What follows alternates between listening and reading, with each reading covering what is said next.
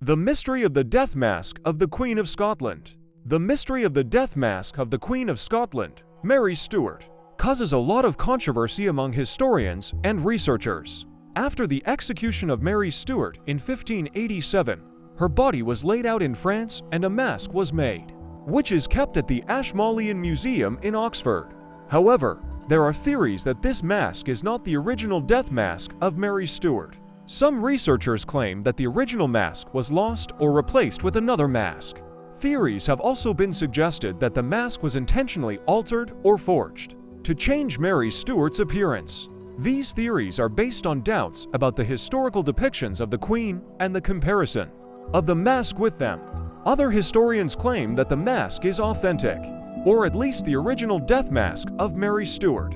They point out that the mask was created immediately after the execution of the Queen and should be more authentic than any other early images. No matter which of these theories is correct, the Mary Stuart mask is still an important historical artifact and divides people into two camps. It arouses interest and requires further research in order to definitively determine its authenticity and solve the mystery that shrouds the Queen of Scots. Mary Stuart, better known as Mary, Queen of Scots, led a very controversial life.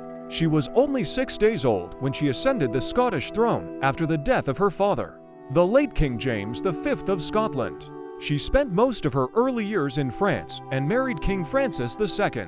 After his death, she returned to Scotland and for years later married her step-cousin Henry Stuart. Their son James VI ruled after her death. The famous queen was executed in February 1587. Maria, as a monarch and a member of the royal family, was still given a death mask, despite the fact that she was not given a public funeral. A death mask is a copy of a person's face made after death. It is often done by obtaining an impression or a cast from the face. Since photography had not yet been invented at that time, people used it to preserve the image of the deceased. The Queen of Scotland was sentenced to death by beheading. However, it took several punches before her head fell off her neck. But her suffering showed no signs of trauma on the Queen's face, judging by the 4 death masks, 2 of which still exist today.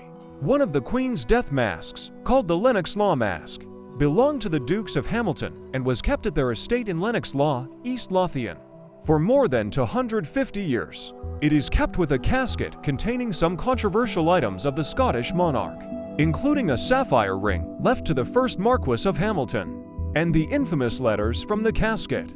The contents of the box were recently presented at an exhibition in Edinburgh. The Duke of Hamilton said the reason they allowed the public to see important artifacts was to allow people to see one of the best collections of family portraits in Scotland and relive a special place in the country's history.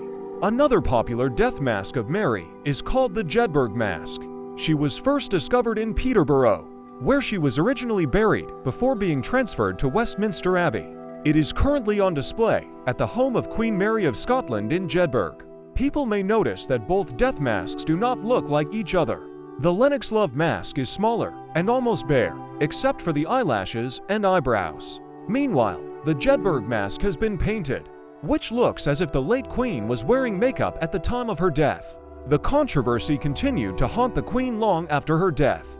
Antonia Fraser, one of the many biographers who have focused on her life, believes that the Lennox Love mask belonged to one of the first ladies in the Hamilton family. Due to the lack of evidence, it was not easy to prove the authenticity of both death masks. The mystery of the death masks of Mary, Queen of Scots, will most likely not be solved until new evidence emerges.